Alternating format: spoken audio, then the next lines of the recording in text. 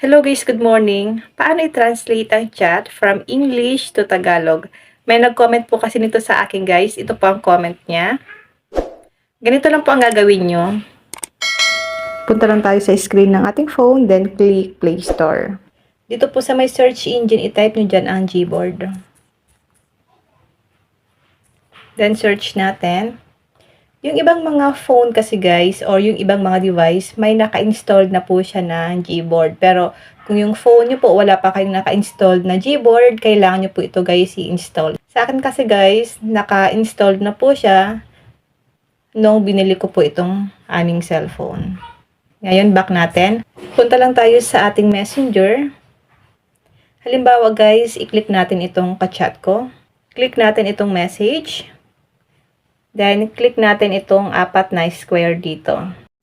Click translate. Kung hindi nyo po maintindihan ang ka-chat nyo, kahit po anong language pa yan, ganito lang po ang gagawin natin.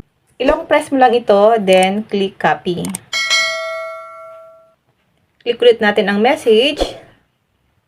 Then, click natin itong apat na square. Click translate. Dito guys, i-paste nyo lang dito yung chinat niya sa inyo na English. Para lumabas po sa taas kung ano po ang ibig sabihin ng chinat niya sa inyo. Kailangan po dito sa may translate, naka-English to Filipino siya. Halimbawa guys, yung dito, hindi siya naka-English, itap mo lang ito, hanapin nyo lang po ang English. E dito naman, kapag hindi naman dito nakalagay Filipino, itap mo lang yan, then click nyo po ang Filipino. Paano naman po kung gusto ko pong mag-reply sa kanya ng English din? Ganito lang po ang gagawin natin.